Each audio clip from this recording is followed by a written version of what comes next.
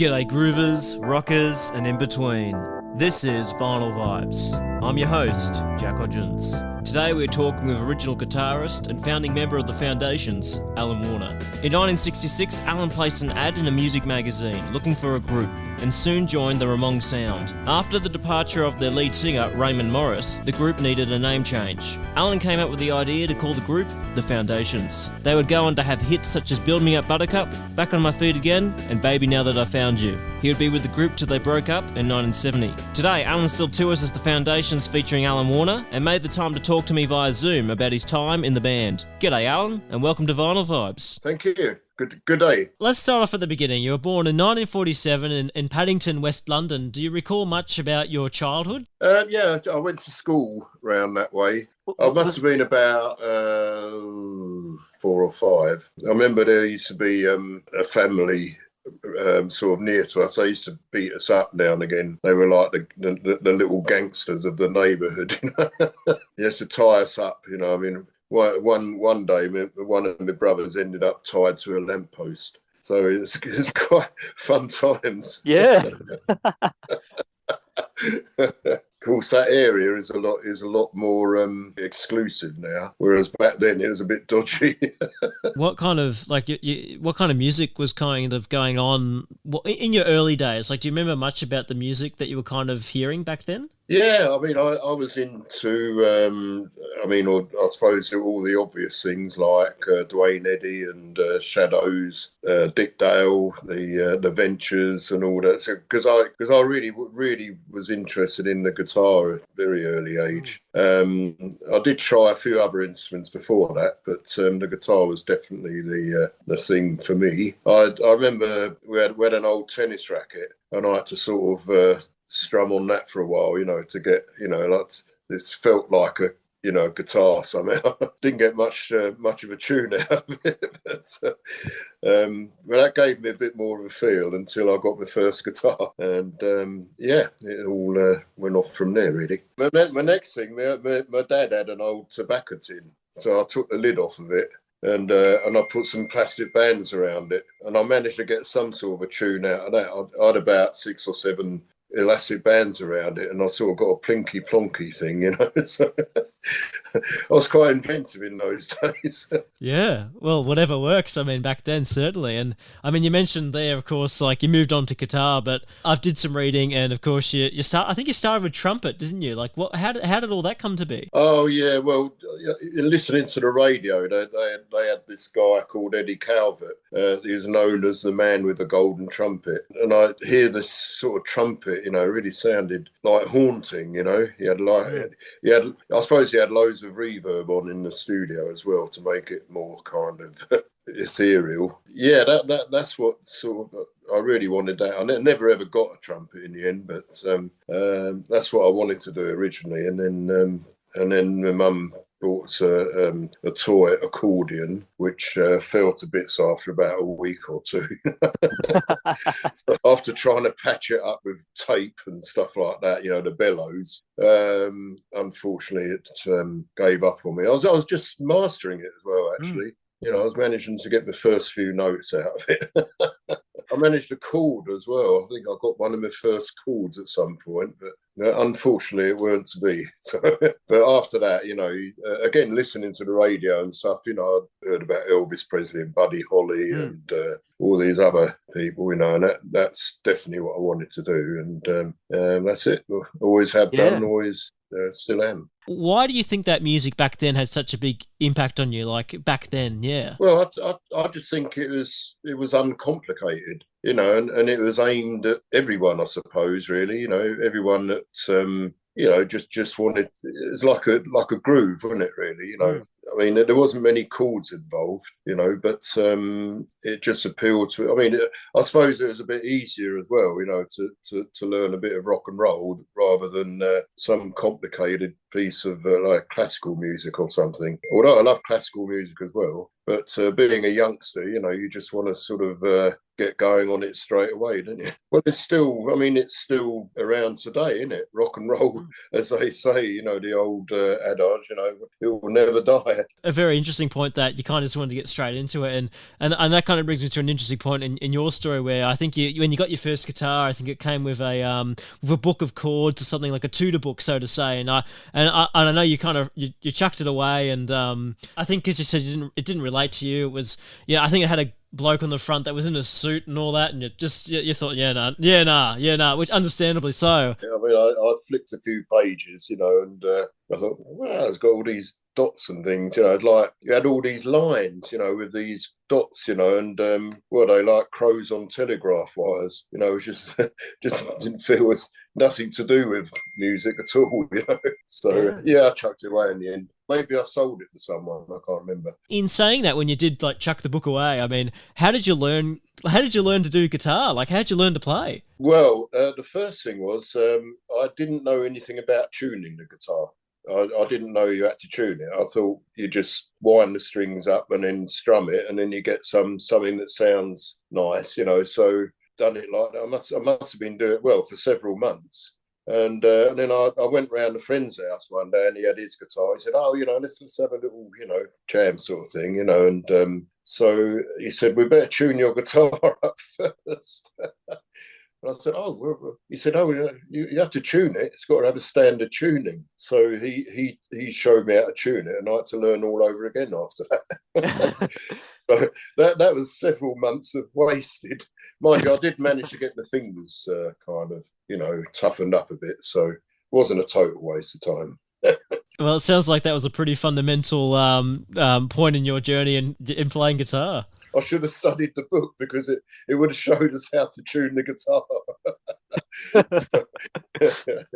As a kid, what was it that drew you to wanting to be a pop star, so to say, back then? I mean, what was it about that kind of scene, that music scene, that that really like resonated with you? Well, it's just exciting, really, because it was not long after the war. Everything was just dull, and everything literally was just grey everywhere, And then when this rock and roll stuff started coming out, it's just totally exciting, You're seeing all these like these dance things like jiving and stuff like that, and swing dancing and all these other things, And it's the whole thing connected together. And then you started getting youth clubs and coffee bars cropping up, And and it's great to go around and mix with other young people as well and chat, And it's all tied into the same thing, really. The again being the, it wasn't like a complicated thing at all. It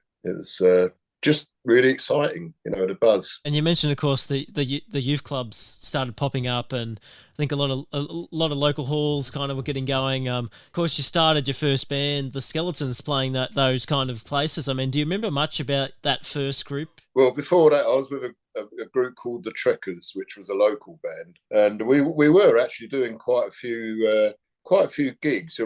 Some of them were in the dodgy side of London, like back then it was like places like Silvertown and Stratford, which were like the docks, And I always remember one night we was playing this old pub, really dodgy old pub, and we had the Dockers came in. We had the Polish Dockers and the Liverpool Dockers, and of course they ended up having a big fight. And there was chairs flying and glasses flying, and we're all ducking our heads, Hey, we got to get out of here, We did a few of those, so we had a good grounding for later on, anyway.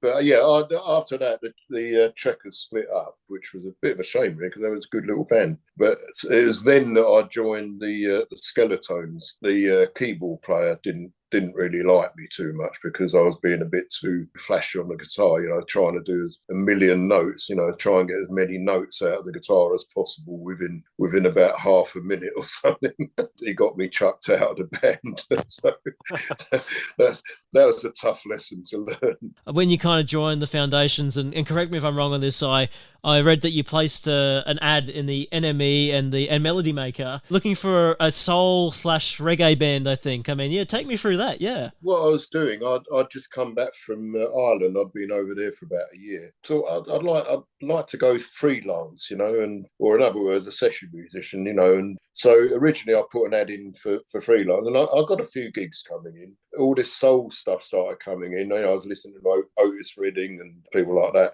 I thought, it'd be nice to sort of, to get into one of these, like soul or even reggae and ska, So I put the advert in, and I got some response back from that. I went along for one audition with, and they were all black guys, and I thought, wow, this is heaven now, because this is going to be real, sort of soul and R&B stuff now, And I actually passed the audition. I mean, they were good, and they were actually playing all over London. They had loads of gigs. Anyway, I came back home, then I got another call, just after them saying that you passed the audition. And I said, well, I've got another call. I'm going to go and see another band. So I turned up at this place in Edmonton, which is in London, and they were rehearsing at a pub there. They had two black singers, a guy called Ramong Morrison and Clem. Yeah, so I went along to this one, and they didn't have any gigs, but they had some great ideas, for the future. And one of the big ideas was, we wanted to be a multiracial band, which really hadn't been done before, So I thought, that's quite a good idea. And also, we want it to be equal money between all of us, when we just start doing the gigs. For some reason, I took on this band, I decided to join this band, which didn't have any gigs at all, over the other band. And fortunately, I did the right thing. Well, we just started getting some rehearsals together, and we ended up leasing this or renting this place in London. It's like a little basement, like a gambling den in Westbourne Grove, London, and it's called the Butterfly Club. So we just thought, okay, what we could do is we can practice, during in the evening or whatever, and or during the day or whatever, and we'll have punters coming in, and we could sell soft drinks. We couldn't sell alcohol or anything. Soft drinks and snacks and stuff like that, and and just kind of try and make a bit of a success out of that. So of course we were living down there as well. It turned out that this club was at the bottom. It was like a block a block of offices, and at the very top was a management company. Well, they actually managed property and stuff like that. This guy was like a multi-millionaire, and he wanted to get into the music business, and he had a what would he call him, a sidekick, guy called Ron Fairway. And Ron Fairway was the one that was in the know. He knew all about the music business. And so he sent Ron Fairway down to us to, because he kept hearing us, you see. And he quite liked what he heard, This was after a couple of months. Anyway, he came down to this, and because we was practicing there as well. He reported back to Barry Class was the name of the millionaire guy. He said, come down and have a listen, and so he came down, and he liked what he heard, and unfortunately he put us on a retainer with getting about 20 quid a week, each. And there was I think there was 8 of us, I mean, I thought, wow, this guy could afford it. Well, it kept us going, it kept us fed, and so anyway, Ron Fairway kept saying, oh yeah, I'm going to get you all these gigs. And nothing happened. He said, I've got this one in Herne Bay. We're going to do this gig in Herne Bay. A couple of months away. Oh, yeah, okay, we've got a gig coming up in Herne Bay. Never happened. We managed to get a few gigs ourselves. We did like a Caribbean club along the Edgware Road, and a few other little clubs, and we started getting a little bit of a name for ourselves. But then we had the 2 black singers.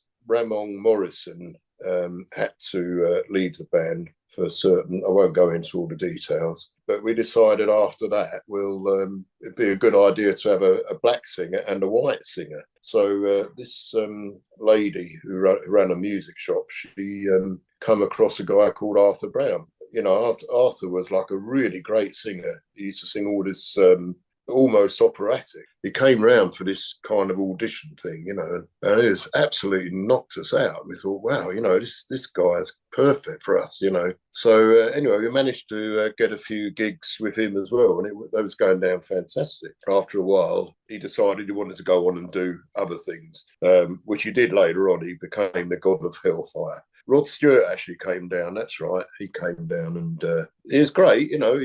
We had a great time. Running over all this stuff. But again, he was going on another path. He was going on. He wanted to do all this other sort of stuff.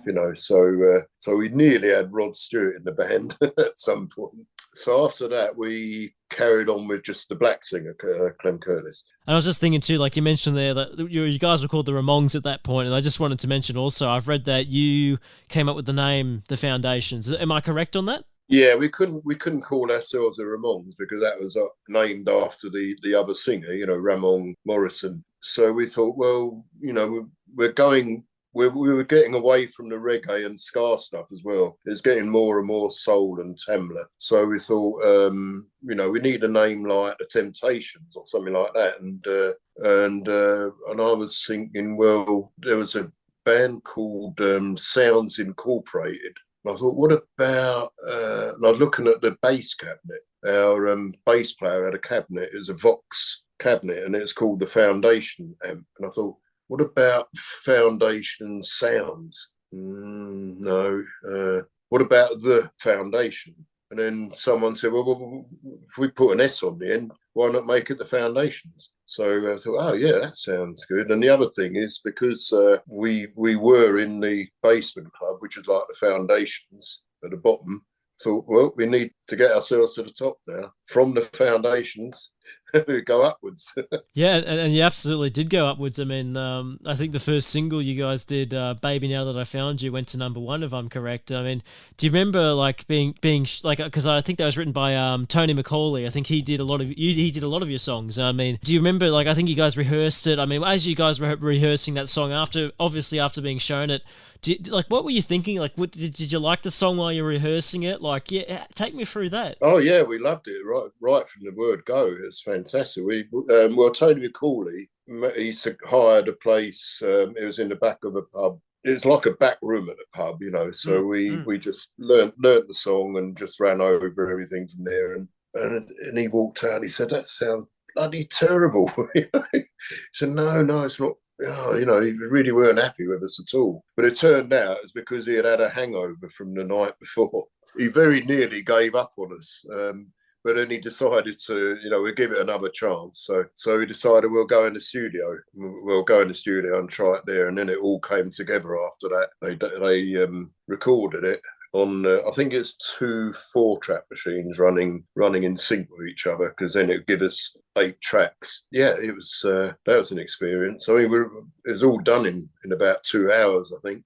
2 4-track machines were stuck together. I mean, I don't know. Like, I know you weren't probably on the production side too much, but how did that work? How did you stick 2 4-tracks together? Like, how did that work back then? Yeah, it was something to do with some, like a code thing that they put on it. I think it was something to do when they wind them back, they got what they called motion sensing. So the machines would wind back, and so they'd end up at the same starting position, and then they'd start both the machines both at the same time. But I'd have to have a tape op would sit there with his hand on the like the reel of tape. It's called the flange. So he'd have his hand on the flange. If one of them started to speed up, he'd have his hand on it to try and slow it down slightly, and that's what became known as the flanging effect.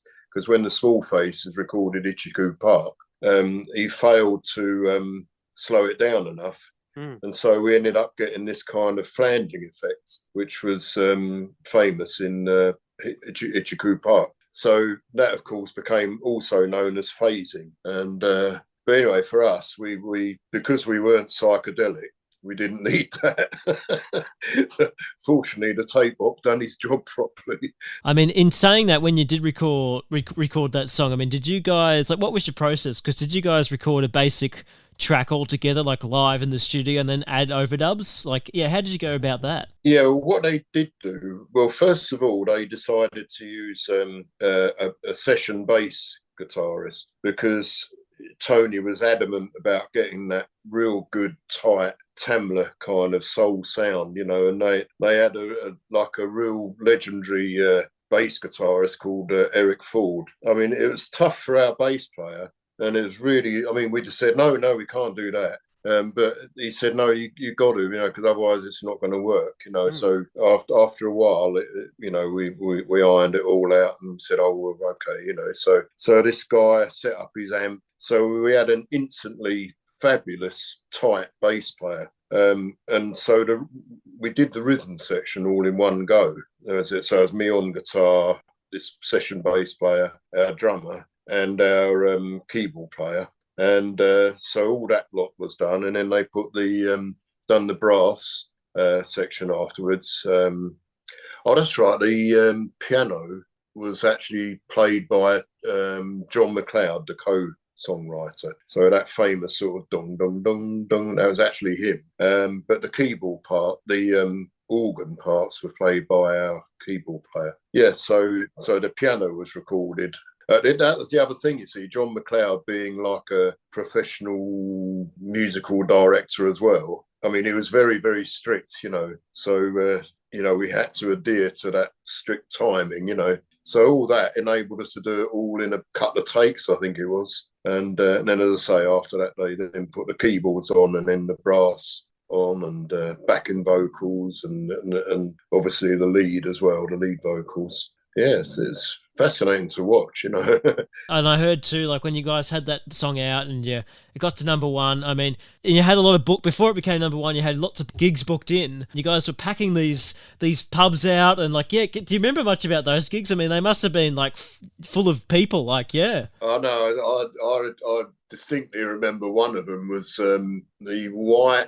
I think it's either the White Horse or the White Lion, which was in Edgware. It was. I think we were getting. I think it was about 25 quid, 25 pounds between us. And we still had to honour these gigs, you see. So that went on for several months, I mean, gradually the better paid ones were coming in, but it was it's just something that you had to just honour it, especially, with these ones, they're on a winner, aren't they? They're not going to say, oh, fair enough, you've got, your career's taken. They're going to muscle in on it, aren't they? So they made a fortune and we couldn't to start with, but it's one of those things, isn't it? You just have to get on with it. Otherwise they send the boys round. Before we were talking about like the tape machines and that, I think you mentioned like that phaser effect kind of thing, and I was listening to the band's second single, Back on My Feet Again, and there's I don't know how you guys did it, but you got this great vocal effect on Clem Curtis's voice, and I was thinking, did that have something to do with the tape machines, like that phaser effect at all? No, he's just he had the right voice for it. It really was perfect for it. To be honest with you, he had like a rawness to the voice. Yeah. So it was. There was one. Going back to Baby, now that I've found you, there was one high bit that had been written, and we had to change that because it was just far too high to sing. But it worked out okay in the end. But no, his voice was just right for it. Like there wasn't any, because I was just thinking like there wasn't any double tracking or anything, because it just seems like there's like a particular sound to it. Like, do you not recall any double tracking of his voice? Like he sang it again after he sang. Yeah, I thought we did. I seem to remember we did do some double tracking, but I can't be 100% sure now. I mean, when I listen to it, I can't actually. I mean, when you're doing double tracking, you've really got to be absolutely exactly spot on with it, and I can't hear any traces of that, but although that was used quite a lot in those days, I mean, when I run my own studio later on, I used to do quite a bit of double tracking on the vocals, and it gives it that sort of nice effect, a little bit like harmonizer. Yeah. I mean, I listened to that song and I can't believe it. Like, you had the first song that went to number one, and this one, but Back on My Feet Again, only went to number 18, and I'm thinking like, this is a great track. Like, why do you think that happened? Like, is there any reason? Well, I mean, Tony was, trying to stick to that formula, I think, and again, it was that kind of thing where you got the piano riff at the beginning, ding, ding, ding, ding, ding, ding, ding, ding, ding, ding. It's like same kind of thing again, isn't it? So maybe people are starting to think a little bit too similar, but it was a great record, you know. I mean, you know, I love it. You know, people still say now, you know, they love that one, and we still do that on the gigs now. You know, in fact, we do most of the records. Yeah, and I mean, in saying like all that we talked about, like with the effects you guys are doing in the studio. I mean, back then when it came to replaying it live, I mean, how did you guys go about that? Because I could imagine some of those things you kind of did in the studio would have been hard to replicate. Yeah. Well, fortunately, I mean, if you listen to the backing vocals, they're not really like close harmony. They're not sort of sophisticated or anything like that. In fact, my backing vocal seems to stick out more than everyone else's. They were more like unison rather than harmonizing, you know. So, because basically a lot of it was, you know, when the brass were doing their da da da da, we're just singing along doing the same thing, you know, with the da da da da, and that was the same with Back on My Feet again. The only other thing is we had a few sort of oohs and ahs, you know, and that was about it really. So, but it wasn't like I don't know, say the Four Tops or the Four Seasons, for example. Imagine that. Oh Christ, we definitely wouldn't have got away with that. Talking about live stuff, I mean, in terms of Top of the Pops, I mean, I've spoken to a few people, maybe not from the 60s when they did Top of the Pops, maybe more the 70s. I mean, they mimed a lot of stuff in the 70s. Was that the same in the 60s? Yeah, I mean, same sort of yeah, because what they used to do, because a lot of this had to do with the unions as well. What they would send the tape over to Top of the Pops, and they would just leave, because we had like a guide vocal on it, the lead vocal, and so the backing was all the recorded stuff, but the lead singer used to have to sing over this guide vocal. So in a sense, it was double tracked if you think about it. But I mean, it all changed a bit later on, didn't it? It started becoming live, you know, and got a little bit embarrassing at times.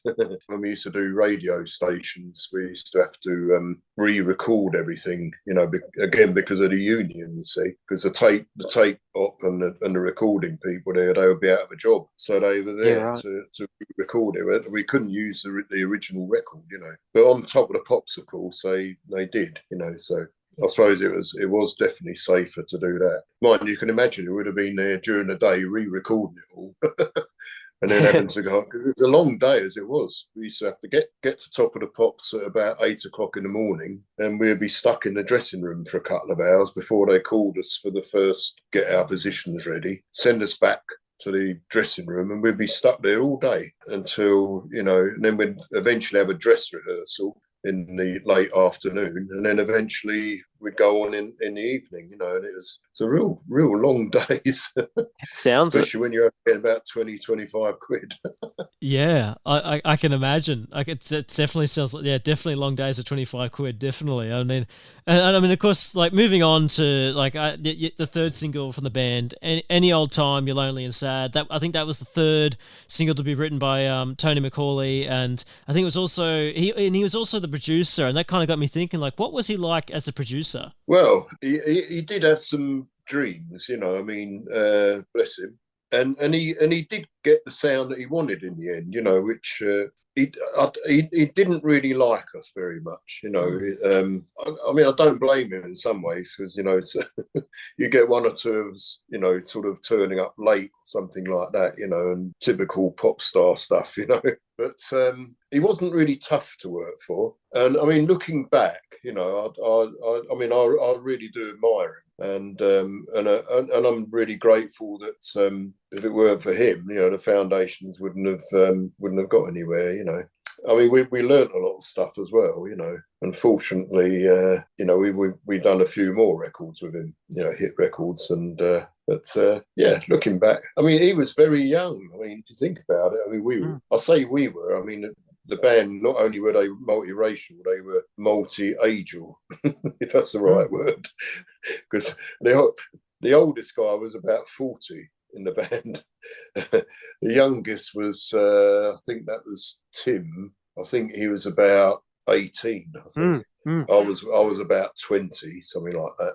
I mean, Tony McCauley, I think he was only about 21, maybe, you know, when he wrote those records, or he co-wrote those. So yeah, thinking about it, it's real achievement. And he went on to produce other records after that, for David Soul and other people, Funny enough, he wrote one for Dwayne Eddy. But yeah, Dwayne Eddy, one of my idols. When you guys eventually did make your way out to the US, I think it was the middle of 1968, you did your US tour. How did the audiences react to your music? Like, did you guys like get a good reaction in saying that you were going for that because you were going for that American sound? Oh yeah, they loved it. I mean, it was because we was doing a lot of the colleges and things over there, and they just loved it. We went down really really well. It's fantastic. First tour though was a little bit because there was like the racial riots. Yeah. The book was full of gigs to start with, but then these racial riots started down south. So unfortunately, we had to leave that part of the tour out. By the second tour, of course, it was a lot different. It was all more planned out better as well. And no, it went down really, really well. I really can say I absolutely loved it. Yeah, I hadn't even. I mean, you mentioned a great point there. I mean, I hadn't even thought about the and it's obvious to me now. Like now that you say that, like of course there was that racial thing going on in the United States at that time. And I mean, that must have. I mean, and that kind of makes me think too. Like the fact that your band, The Foundations, was multiracial was a really powerful thing back then. It was, yeah. I mean, we did notice it over in America as well. When we were travelling around, we'd sort of. I always remember. I mean, what made it worse, of course, the white guys had long hair. So not only did you have the black situation, you had the long hair as well. I mean, we were driving along on the freeway, and there's a big sign with some young guy with long hair, right? A young sort of 18-year-old or whatever, and he's got all spots all over his face, and he looks really bedraggled, and they're saying underneath it says "Keep America Clean." So it's supposed to be going on about, the long hair. So, of course, we used to get into fights. We'd turn up, stop at one of those cafe, what do they call it, a diner. We'd be sitting down peacefully, ordering our meal. And the waitress would come over and, yeah, what do you want? And then they'd hear the English voice and then she'd go, oh, you're English. Oh wow, and of course, she was really lovely after that. Couldn't get enough of us, So, but then you'd get another guy, in the corner saying, what are you doing in here, and it was all just a bit of a mixture, really. Rather strange situation, really. Yeah. Totally different experience to the UK, we're totally unprepared for it. I mean, in saying that, after you came back from the United States, I think you recorded "Build Me Up, Buttercup" after that. Like, yeah, is that kind of how it? That's right. Yeah, we got a new singer in. Yeah, Clem left the band, and we got a guy called Colin Young. He was perfect for "Build Me Up, Buttercup." Absolutely perfect. I mean, it was a different kind of a sound to what we had earlier on with "Baby Now I Found You." It's a bit more of a kind of bit more of a sweeter soul sound. Yeah, and look, I was just thinking too, like, like Clem Curtis had left by that point, and I mean, like working with Colin Young in the studio, was that a different experience than working with Clem Curtis, or did it just come together pretty well, even though it was a different singer? It actually did come a lot easier because Colin he just done it with no effort at all. He could reach these really high notes. It's unbelievable.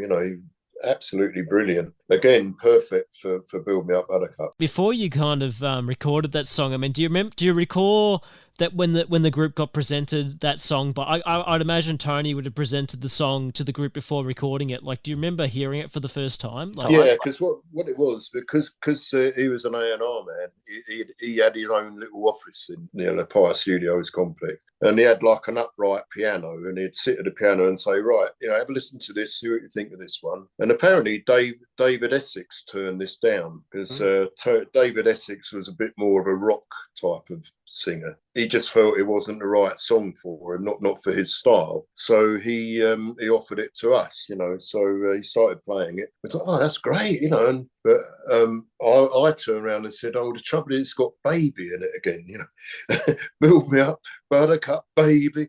Every song we've done has got "baby." "Baby, now I found you. Back on my feet again, baby." Any Old Time Baby, and so, anyway, I made the mistake of saying, "Oh, it's got baby in it," but it didn't matter in the end. It became a hit anyway. So he did get a little bit miffed at that, but kept my mouth shut after that. I think it's a fair comment to say that that is probably the Foundation's best known song, yet it only went to number 2 at the time. I mean, that's unbelievable to me. The fact that, like, I mean, I know, like, it's all the charting and all that, but yeah, only number 2. That I mean, in my heart, that's a number 1 song, Alan. Well, it actually, not many people know that it did at one point. It actually got to number 1 in America. Oh. Although I think it's just briefly, but yeah, in the UK it was number 2. It's held off by Scaffold, Lily the Pink. So one of my outfits that I play with, they always, when we're about to do Buttercup, they start singing Lily the Pink, so I have to go like that, So still, it entertains the audience. I mean, listening to that record, I mean, I'm kind of thinking too, like, what kind of amps and guitars were you using back then in the 60s, like, to get the sound that you got then? Yeah, I was using, we had, well, I had a Marshall stack, but I also, I chopped the Marshall amp in for a Wallace. Ted Wallace done a custom amp, made a custom amp for us, which I actually preferred. I really, it was quite heavy, mind you, but yeah, I used that as the amplification. And I had a Fender Strat pre-CBS. It was stolen actually in Birmingham. God knows how much that would be worth now. Oh, I had an Epiphone Casino guitar. I think, no, actually, yes, right, thinking about it, right, go back. Baby Night I Found You, I used the pre-CBS Strat, Sunburst Strat, the one that was nicked. Build Me Up Buttercup, I used the Epiphone Casino, that's right. And the same with for Bad Old Days, one that followed Buttercup. Yeah, it was, I had some other good, I had a Gibson 335, a Vox Marauder. That was quite a novel guitar. If you look it up, yeah, you'll find it's got some amazing features on it. I made the mistake of using that one night on the Foundation gig, and it really doesn't work because it's got like a built-in fuzz box. And when you're trying to play Tamla Motown, it really doesn't work. So, but yeah, look up Vox Marauder. I bought that off the Kinks actually, but I've still got it. It's a legendary guitar. I've listened to all the singles you guys did, and I mean, looking at and I also looked at the charting like wise as well, and I'm kind of thinking too, like, but like from '69 kind of onwards, like, and I can't really work out why the records that you guys are doing, like, I think Born to Live, Born to Die was the last like record that charted in the UK for you guys. I think it was like 48 or something like that. But I mean, like, yeah, like, why do you think people weren't getting into the Foundations as much, like going onwards like after '69? Because I mean, they're great records. I mean, like, and I'm not just saying that, like, I've listened to them. I can't see any reason why they wouldn't have at least charted. Yeah, I suppose the thing is, the music was just moving on to other things. I mean, you're getting all the psychedelic stuff that was coming out. Well, mind you, I'll say it's coming out. It's already there in the '60s, wasn't it? Deep Purple and like the guitar orientated groups were coming out, but also you was getting the things like Yes, like the the kind of, dare I say it, self-indulgent kind of groups, spending hours and hours and weeks and months in the studio. I mean, of course you had the Beatles, spending God knows how long in the studio producing albums like Abbey Road and things like that, and it was they were becoming more concept groups. The bands were starting to just staying in the studios all the time, almost living there, and so I just think it just moved on, yeah.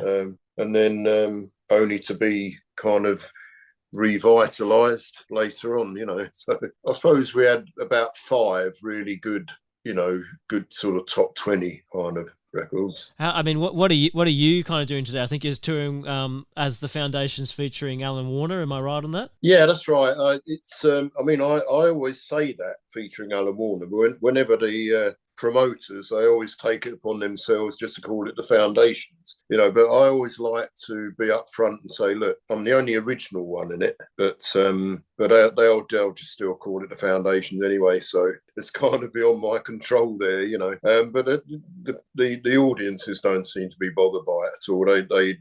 They just like hearing all of the hits, and also our album tracks as well. It's amazing how many albums they, like the tracks they remember. And so, yeah, we're still going out, and it's going down really, really well. And we've got like a real mixture as well. We've got like the young and old as well, So, because especially because of Buttercup, of course. Yeah. I love that one, the youngsters. Is there any chance of an Australian tour? Are you coming down under anytime soon, or are you sticking up around London, kind of England, like kind of? I would love to. I mean, if you've got any contacts over there, let us know. We'd love to come over. Absolutely love it. We did come over in just before 9/11, wasn't it? Did about 6 weeks over there. And that was really going down well. But yeah, no, any chance of coming over there. I've got a sister-in-law that lives over there as well. She lives in Perth. Yeah, so if you can get us over there, give us a shout.